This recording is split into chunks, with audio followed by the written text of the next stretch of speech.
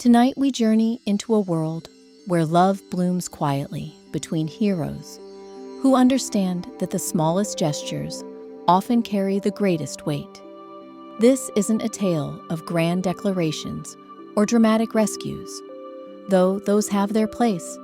Instead, this is the story of Scott Lang and Hope van Dyne, two souls who discovered that sometimes the most profound connections happen in the spaces between heartbeats, in moments stolen from a universe that demands everything of them. Before you settle in for this gentle adventure, take a moment to let your breathing slow and your shoulders relax. Tonight's story unfolds like a soft conversation between old friends, designed to carry you peacefully toward sleep while your mind wanders through the extraordinary ordinary moments that define real love. Whether you're listening alone in the quiet hours or sharing this tale with someone special, know that you're about to witness something beautiful.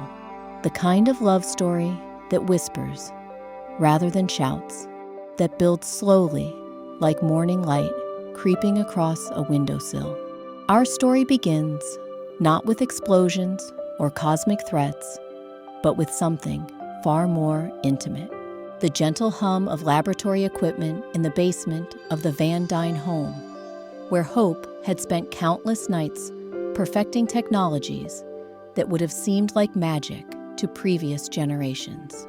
She worked with the focused intensity her father had taught her, each calculation precise, each adjustment measured.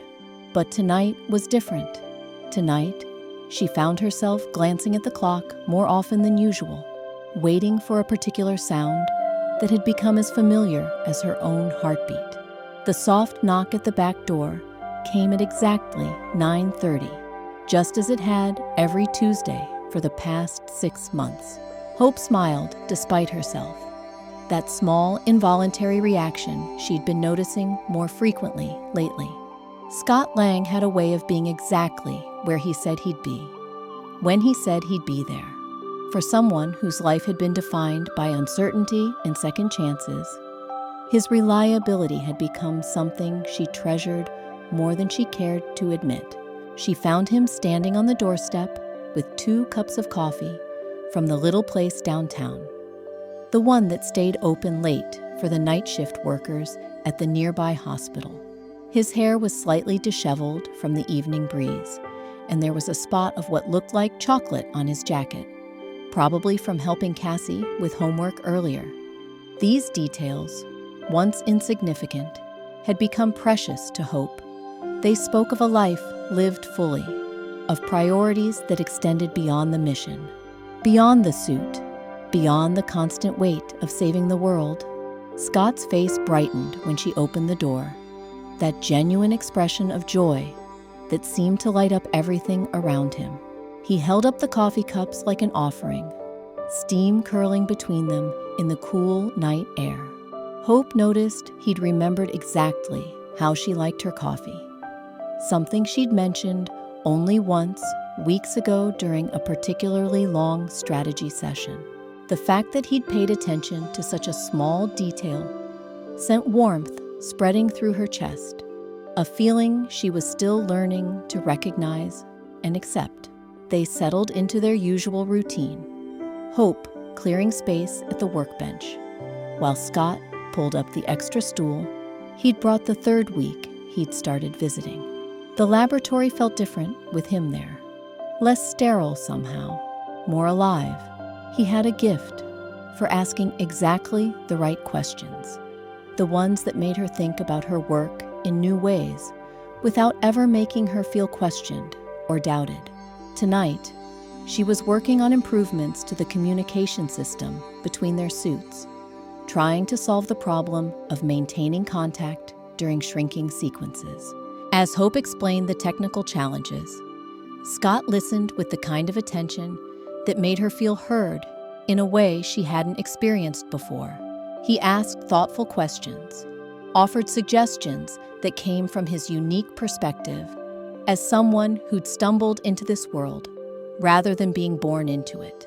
His outsider's view often revealed solutions that her lifetime of training had somehow missed. She found herself appreciating not just his intelligence, but the way he approached problems with curiosity rather than ego. The hours passed without either of them noticing, marked only by the gradual cooling of their coffee and the soft rhythm of their conversation. They talked about the technical aspects of their work, yes, but also about everything else. Scott told her about Cassie's latest school project, about his struggles to be the father he wanted to be while carrying the responsibility of being Ant-Man. Hope shared stories about growing up in this house, about the lonely years when her father's grief had filled every room like a fog that never quite lifted. There was something magical about these Tuesday evenings, something that existed outside the chaos of their heroic lives. Here, in the gentle glow of the laboratory lights, they weren't Ant-Man and the Wasp. They were simply Scott and Hope, two people discovering that they enjoyed each other's company more than either had expected. The realization crept up on them slowly, like sunrise painting the sky in gradual increments of light. Scott found himself looking forward to these visits with an intensity that surprised him. He'd started preparing conversation topics during the week, little stories or observations he wanted to share with Hope. He noticed how her eyes lit up when she talked about a breakthrough in her research, how she unconsciously tucked her hair behind her ear when she was concentrating, how her rare smiles seemed to transform her entire face. These observations felt precious, like secrets the universe was sharing with him alone. Hope, meanwhile, discovered that she'd begun timing her work schedule around their meetings. She told herself it was simply because Scott's fresh perspective was valuable to her research, but she knew the truth ran deeper. His presence had become a source of comfort she hadn't realized she'd been missing. After years of carrying responsibilities alone, of making decisions in isolation, having someone to share her thoughts with felt like discovering a new kind of freedom. Their conversations ranged from the deeply technical to the surprisingly personal. Scott shared his fears about being worthy of the Ant-Man legacy, about whether his criminal past would always define him in some people's eyes. Hope opened up about the pressure of living up to her mother's memory, about the weight of expectations that had shaped her entire life. They found common ground in their shared experience of feeling like they had to constantly prove themselves, like they were always one mistake away from losing everything they'd worked for. But it wasn't all serious discussion. Scott had a gift for finding humor in unexpected places, for making Hope laugh in ways she'd forgotten were possible. He told stories about his time in prison with such self-deprecating charm that she found herself seeing his past not as a liability, but as evidence of his resilience, his ability to find lightness without diminishing the gravity of their work was something she'd never encountered before. It made the weight of their responsibilities feel more bearable somehow. Hope surprised herself by sharing stories she'd never told anyone, memories of her mother that she'd kept locked away for years. Scott listened with a gentleness that made her feel safe to be vulnerable, to admit to fears and doubts she'd never voiced aloud. He never tried to fix her feelings or offer empty reassurances. Instead, he simply held space for her emotions, letting her know through his presence that whatever she felt was valid and acceptable. As the weeks turned into months, their Tuesday meetings evolved into something neither had planned, but both had come to cherish.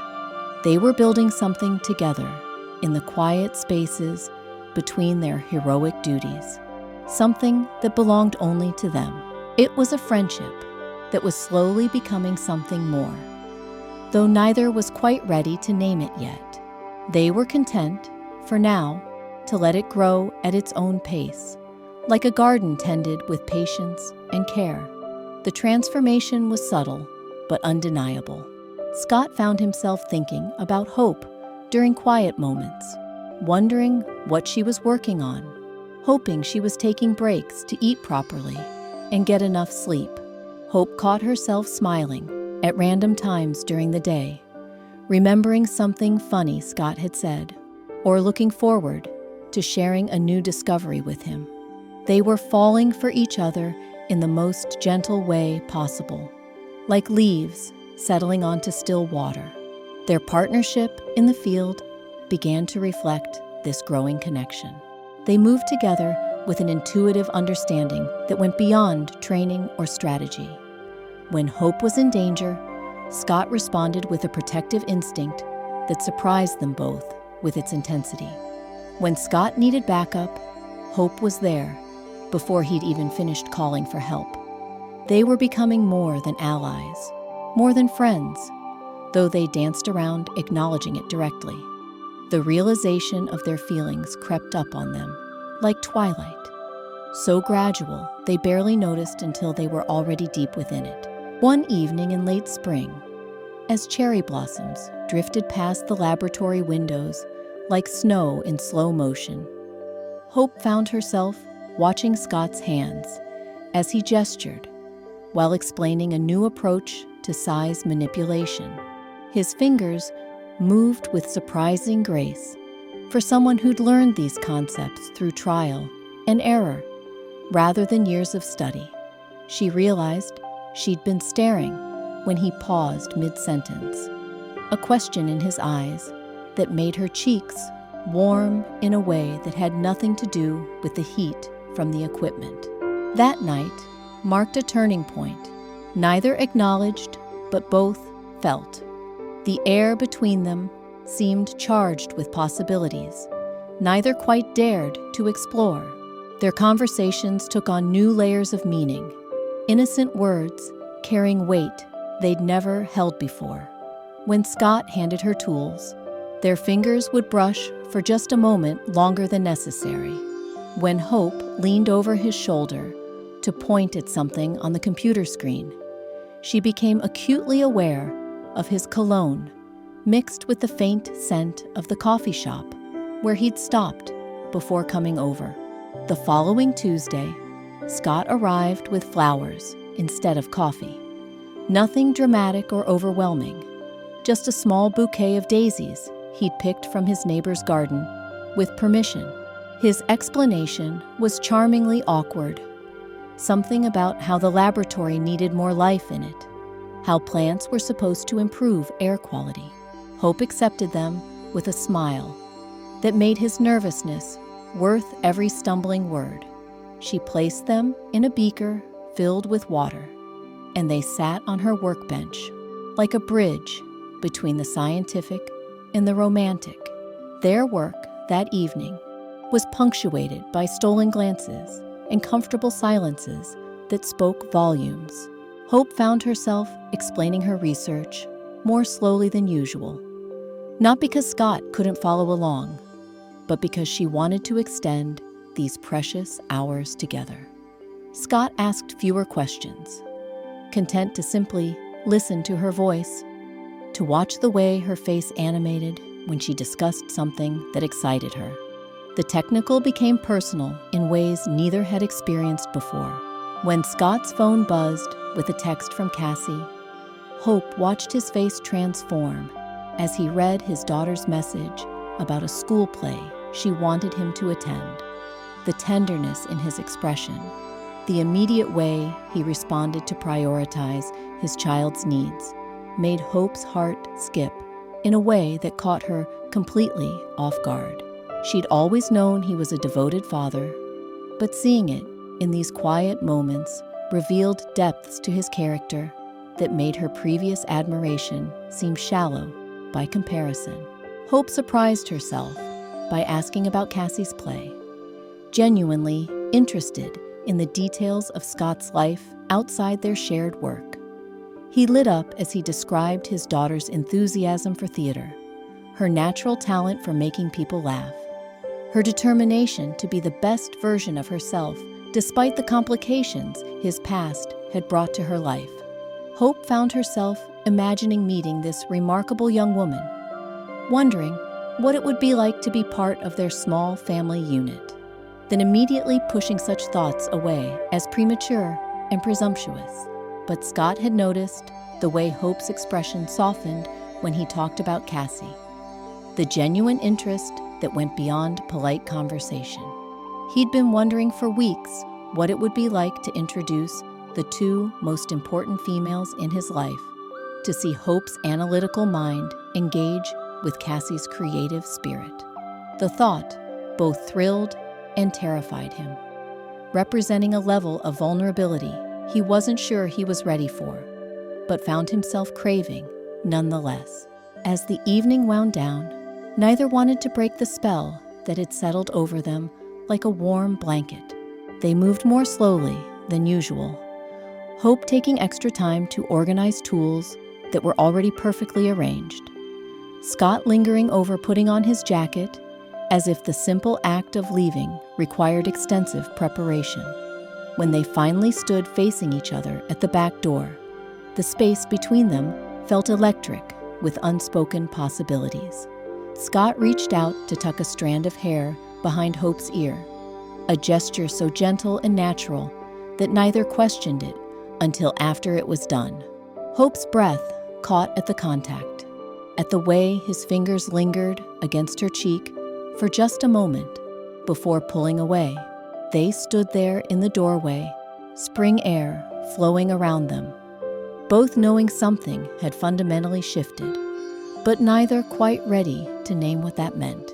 The goodnight they exchanged was softer than usual, filled with promises neither had explicitly made. Scott walked to his car slower than necessary, turning back once to see Hope still standing in the doorway, silhouetted by the warm light from inside. Hope waited until his taillights disappeared around the corner before closing the door, her hand automatically moving to touch the spot where his fingers had brushed her skin. That night, both lay awake longer than usual, replaying moments from the evening and wondering what the other was thinking. Hope stared at the ceiling of her childhood bedroom, trying to analyze her feelings with the same methodical approach she applied to her research, only to find that matters of the heart refused to follow logical patterns. Scott sat on the edge of his bed, phone in hand several times, as he drafted and deleted text messages he ultimately didn't have the courage to send. The week that followed was different for both of them. Scott found himself distracted during routine missions, his mind wandering to memories of Hope's laugh and the way she'd looked at him when he'd given her the flowers. Hope caught herself checking her reflection more often than usual, wondering what Scott saw when he looked at her, whether the growing affection she felt was reflected in her appearance in ways others might notice. Their next Tuesday meeting carried an undercurrent of anticipation that made even the simplest interactions feel significant. Scott arrived precisely on time, but stood outside the door for several minutes, gathering courage he couldn't quite name. Hope had changed clothes 3 times before settling on something that looked effortlessly casual, but had actually required considerable thought. When she opened the door, they both smiled with an intensity that made the evening air seem to shimmer around them. They fell into their routine, but everything felt heightened, more meaningful. Hope's explanations of her work took on the quality of poetry, technical language, transformed by the growing intimacy between them. Scott's questions revealed not just intellectual curiosity, but genuine care for Hope's passions and dreams. They were building something together that transcended their individual missions, creating a shared vision of what their lives might become. The breakthrough came when Hope was struggling with a particularly complex calculation. Frustration evident in the tight set of her shoulders and the sharp way she was moving around the laboratory. Scott watched her for several minutes before standing and moving behind her, his hands settling gently on her shoulders. The massage he offered was tentative at first, testing boundaries neither had explicitly discussed. Hope melted under his touch, the tension she'd been carrying for weeks flowing out of her muscles like water. She leaned back against his chest without thinking, feeling his heartbeat against her shoulder blade, steady and reassuring. Scott's arms came around her in the embrace that felt like coming home, like finding a piece of herself she hadn't realized was missing. They stood there in the soft laboratory light, holding each other, as if they'd been doing so for years, rather than minutes. When Hope finally turned in his arms, they were face to face, close enough to count each other's eyelashes, to feel the warmth of each other's breath. The kiss that followed was inevitable, imperfect, soft and questioning at first, then deeper, as they both realized this was what they'd been building toward all along. Time seemed to stop, the rest of the world fading away, until there was nothing but this moment, this connection, this recognition of something beautiful beginning to bloom between them. When they finally broke apart, both were breathing a little unsteadily, foreheads touching as they shared the same small space of air. Hope's eyes remained closed for several heartbeats longer, as if she were trying to memorize the sensation, to capture this moment before reality could intrude and complicate what felt so beautifully simple. Scott's thumb traced gentle circles on her cheek, a gesture so tender it made her chest ache with feelings she'd spent years convincing herself she didn't need. The silence that followed wasn't awkward, but full, pregnant with possibilities that stretched out before them like an uncharted map.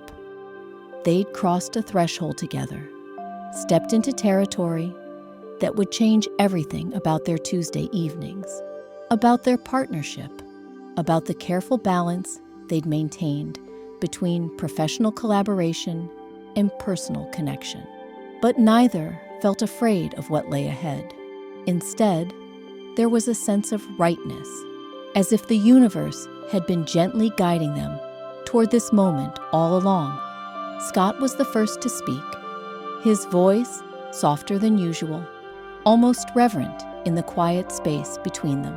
He told Hope he'd been thinking about her constantly, about these evenings they shared, about how she'd become the bright spot in his week that made everything else bearable. His words came slowly, carefully chosen, as if he were handling something precious and fragile. He admitted he'd been afraid to hope for this, afraid that his complicated past and the chaos of their superhero lives made him unworthy of someone as extraordinary as her. Hope listened, with her heart beating so loudly she was certain he could hear it. When he finished speaking, she placed her hand over his heart, feeling the rapid rhythm that matched her own. She told him about the loneliness that had defined so much of her life, about how his presence had filled spaces in her she hadn't even realized were empty. She spoke about the way he'd shown her that strength didn't always mean standing alone, that sometimes the bravest thing you could do was let someone else help carry the weight. They talked until the early hours of morning, sharing fears and hopes they'd never voiced to anyone else. Scott told her about the nightmares he sometimes had about failing Cassie, about not being enough of a father or a hero or a man. Hope shared her terror of living up to her mother's legacy, while simultaneously being afraid she'd never escape from her shadow. They discovered that their vulnerabilities complemented each other in unexpected ways, that their individual broken pieces somehow fit together to create something stronger than either could be alone. As dawn began to paint the laboratory windows with soft, pink light, they realized they'd spent the entire night in each other's arms, talking and kissing, and simply existing in this new space they'd created together. Neither had intended for the evening to last so long, but time had seemed irrelevant when measured against the magnitude of what was happening between them. Scott should have been home hours ago, should have been thinking about his responsibilities, but Hope's presence had made everything else fade into background noise. The practical world began to intrude as morning approached. Scott's phone buzzed with messages from Luis, probably wondering where he was.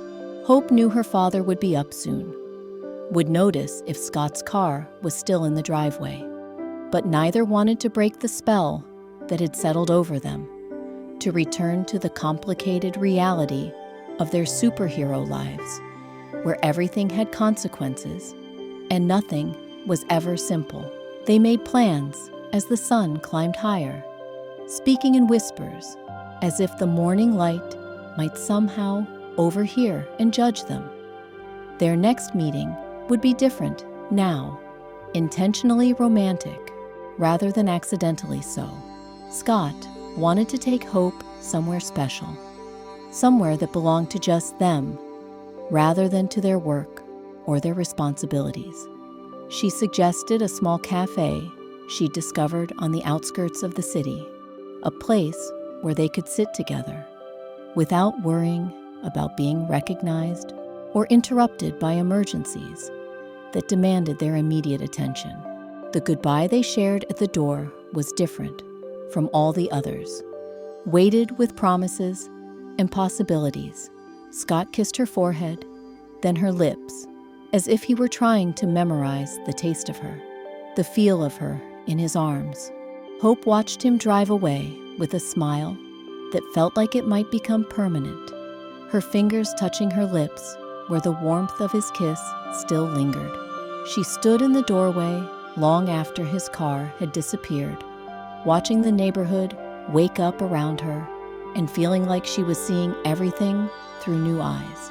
The days between their next meeting passed with agonizing slowness. Scott found himself distracted during a mission with the Avengers, earning concerned looks from his teammates when he smiled at inappropriate moments. He was remembering the sound of Hope's laugh, the way she'd looked at him when he'd told her she was beautiful, the soft sighs she'd made when he'd kissed the sensitive spot just below her ear. These memories played on repeat in his mind, making even the most routine superhero activities feel surreal and distant. Hope threw herself into her work with renewed energy, but her research took on new dimensions as she found herself considering how each breakthrough might affect their future together. She was designing improvements to their communication systems with their growing partnership in mind, creating technology that would keep them connected even when their missions separated them across vast distances. The work felt more meaningful now, infused with personal stakes that made every calculation feel like an investment in their shared future. When Friday evening finally arrived, Scott appeared at Hope's door with a nervousness that was endearingly obvious. He'd changed clothes twice, settled on a casual button-down shirt that Hope immediately loved because it made his eyes look impossibly blue. She'd chosen a sundress that made her feel feminine and pretty, something soft and flowing that seemed appropriate for whatever this new phase of their relationship might bring.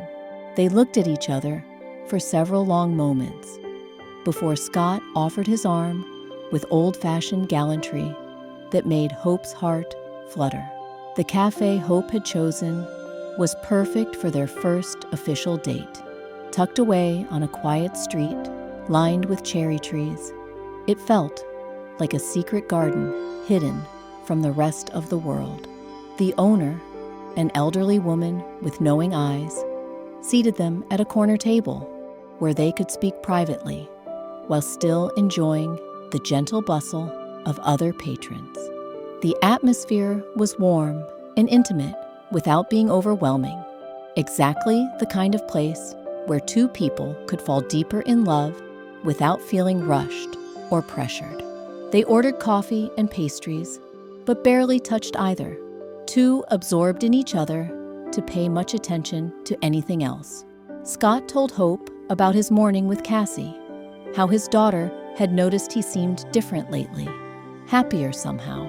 The conversation about Cassie led naturally to Hope asking more detailed questions about Scott's parenting philosophy, his hopes for his daughter's future, his fears about how his superhero responsibilities might affect her childhood.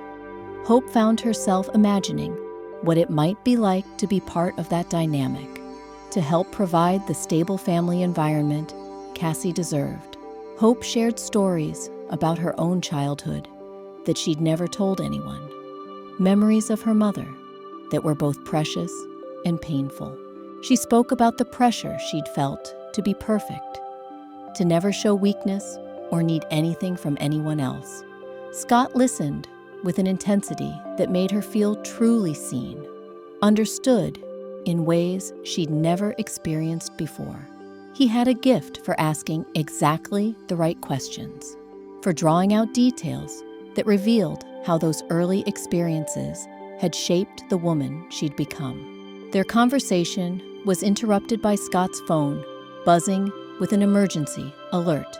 For a moment, the outside world crashed back into their private bubble, reminding them both of the responsibilities they carried beyond this quiet cafe.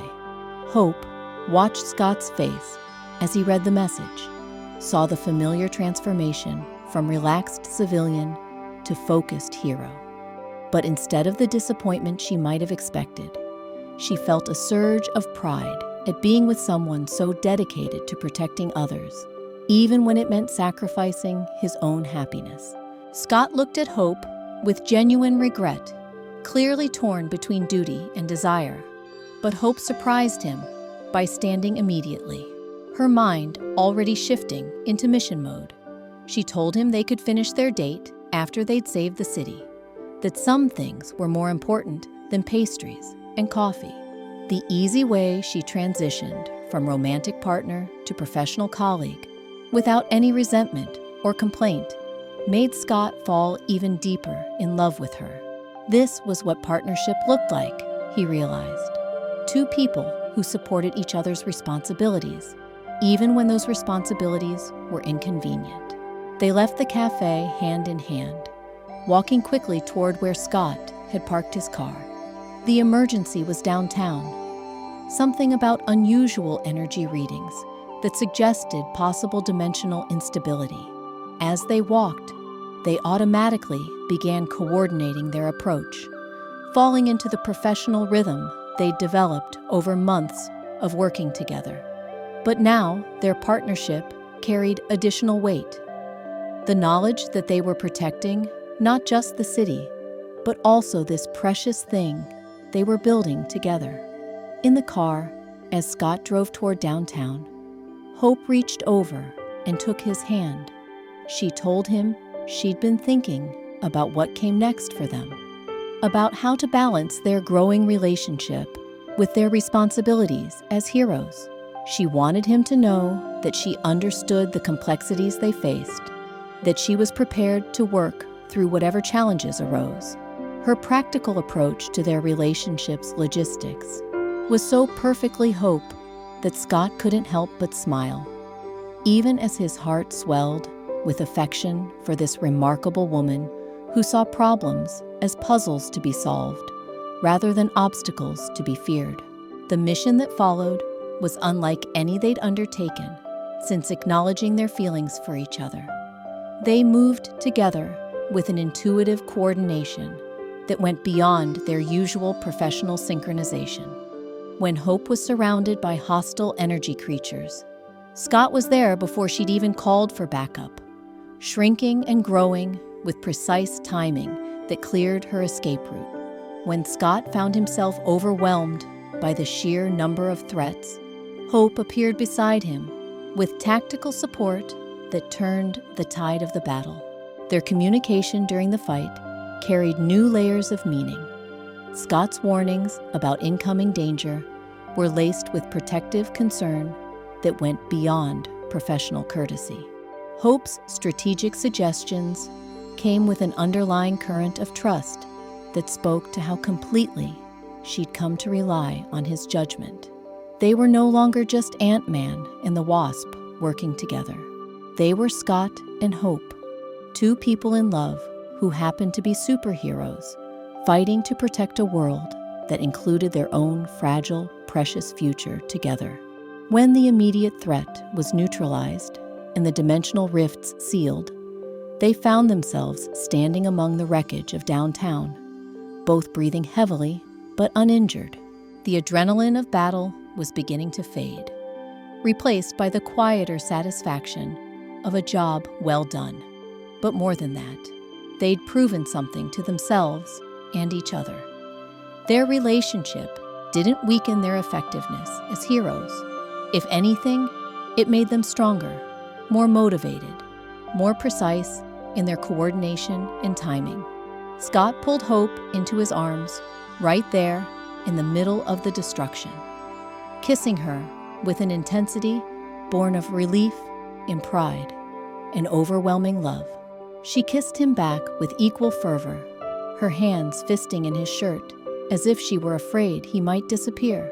Around them, emergency responders were beginning to arrive, but for a few precious moments, they existed in a bubble of their own creation, celebrating not just their victory over the dimensional threats, but their victory over their own fears about what love might cost them.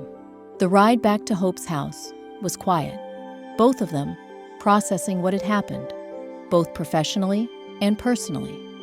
They'd crossed another threshold together, proven that their relationship could coexist with their heroic duties without compromising either.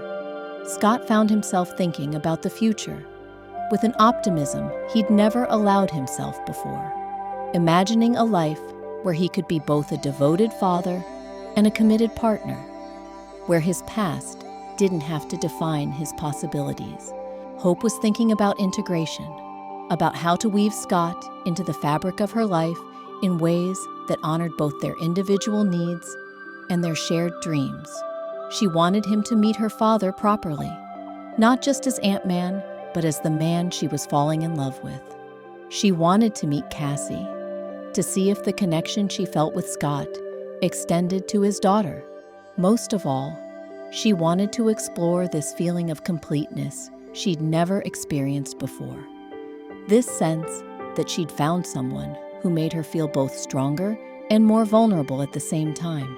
When they reached her house, they sat in the car for several minutes, neither wanting the evening to end despite how it had been interrupted. Scott told Hope he'd never experienced anything like fighting beside someone he loved, how it had changed the entire meaning of the mission for him. Hope admitted that seeing him in danger had terrified her in ways she hadn't expected, but that watching him protect others had also filled her with a pride so intense it was almost overwhelming. They made plans for the following weekend, something longer and more elaborate that couldn't be interrupted by emergencies. Scott wanted to take Hope somewhere special, perhaps the beach where Cassie liked to collect shells, a place where all the important pieces of his life could finally come together. Hope suggested they might also have dinner with her father, a prospect that both excited and terrified Scott, but seemed like a necessary step in making their relationship real and official. The goodnight kiss they shared was soft and lingering, full of promises and possibilities that stretched out before them like stars in a clear sky. Hope watched Scott drive away with a contentment she'd never known she was capable of feeling. For the first time in her adult life, she was looking forward to the future, not just as a series of missions to complete or goals to achieve, but as a life to be lived fully, with someone who understood both her strength and her softness. That night, Scott lay in his bed, staring at the ceiling with a smile that refused to fade. Every time he closed his eyes, he saw Hope's face illuminated by the soft glow of emergency lights downtown, the way she'd looked at him after they'd sealed the dimensional rifts. There had been something different in her expression, a depth of feeling that went beyond the relief of surviving another mission. It was the look of someone who had discovered that love didn't make you weaker in battle, but gave you something precious worth fighting for. He found himself reaching for his phone several times, typing messages he ultimately deleted before sending. What did you say to someone who had just changed your entire understanding of what partnership could mean? How did you express that fighting beside her had felt like the most natural thing in the world, as if they'd been designed to move together through chaos and emerge stronger on the other side? The words felt inadequate compared to the enormity of what he was feeling. Meanwhile, across the city, Hope was experiencing her own sleepless night, but for entirely different reasons. She was analyzing their performance during the mission with the same methodical precision she applied to her research, but her conclusions kept leading her to the same remarkable discovery. Their emotional connection hadn't compromised their effectiveness. Instead, it had enhanced their natural synchronization, creating a level of intuitive communication that surpassed anything they'd achieved through training alone. She pulled up the mission data on her laptop, studying the timing of their movements, the precision of their coordination. The numbers told a story that made her heart race with possibilities. They weren't just better fighters when they were together. They were exponentially more effective, as if their individual capabilities were amplified by their growing emotional bond. It was fascinating from a tactical standpoint and thrilling from a personal one. The next few days passed in a blur of routine missions and stolen moments of communication. Scott would text Hope between his responsibilities with Cassie, sharing small observations about his day that made her smile at unexpected moments. Hope would call him during breaks in her research, her voice carrying a warmth that made even the most mundane conversation feel significant. They were learning to weave their lives together in the spaces between their larger obligations. Friday afternoon brought an unexpected invitation that would test their relationship in ways neither had anticipated. Hank Pym approached Hope in the laboratory, his expression carrying the careful neutrality he wore when discussing matters that intersected personal and professional boundaries. He'd noticed changes in Hope's demeanor over recent weeks, he said, a lightness that hadn't been there before. More importantly, he'd observed improvements in her tactical performance that suggested a new level of focus and motivation. Hank's invitation was characteristically direct. He wanted to meet with Scott formally, not as Ant-Man reporting to his mentor, but as the man who was clearly becoming important to his daughter. The conversation he proposed would cover practical matters like security protocols and operational procedures, but Hope understood the subtext. Her father wanted to evaluate Scott's intentions and determine whether he was worthy of the trust Hope was placing in him. Hope's initial reaction was a mixture of embarrassment and appreciation.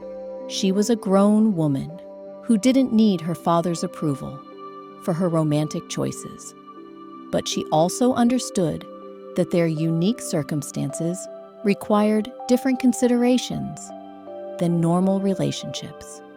Their personal lives were inextricably linked to matters of global security. The people they loved became potential vulnerabilities that enemies could exploit. Hank's protective instincts weren't just paternal. They were strategic. When Hope called to tell Scott about her father's invitation, She could hear the nervous excitement in his voice. He'd been wondering when this conversation would happen, had been preparing for it mentally since their first kiss. The prospect of facing Hank Pym as Hope's boyfriend, rather than as his protege, was intimidating, but Scott recognized it as a necessary step.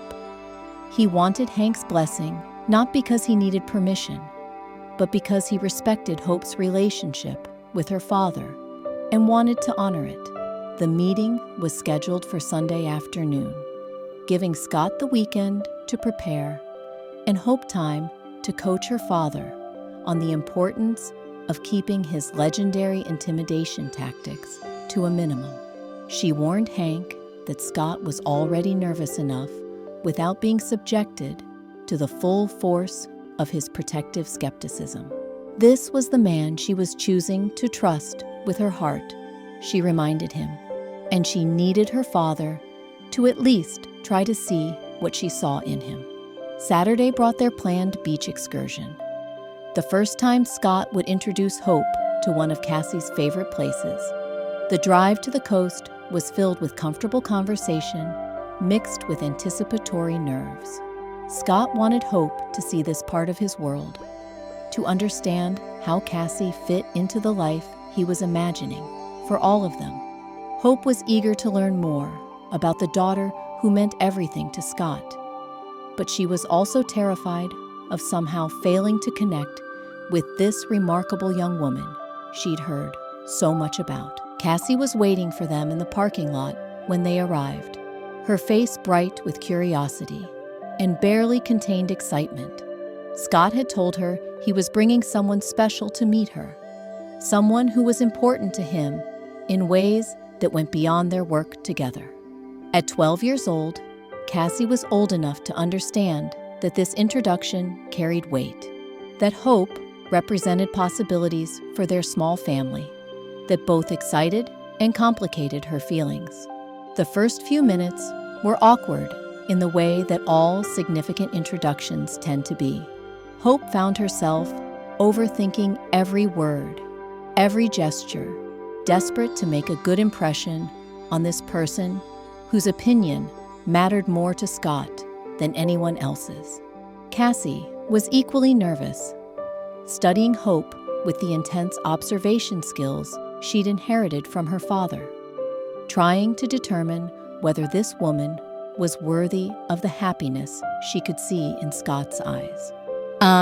The breakthrough came when Hope noticed Cassie's collection bag and asked about the shells she was hoping to find. Cassie's shyness evaporated as she began explaining the different types of shells that washed up on this particular beach, the best times to search for them, the scientific names she'd learned for her favorites. Hope listened with genuine fascination, asking detailed questions that revealed her own scientific background, while never making Cassie feel like she was being tested or judged. And so, our gentle tale draws to a close, though the love story of Scott and Hope continues to unfold in the quiet moments between missions, in shared glances across laboratory benches, and in the promise of Sunday mornings yet to come. Their journey reminds us that the most profound connections often begin not with fireworks, but with Tuesday evening conversations and coffee that grows cold while hearts grow warm. As you drift toward sleep tonight, carry with you the knowledge that love, like the smallest particles in the quantum realm, operates by its own mysterious laws, building something beautiful from the simplest of moments. Sweet dreams.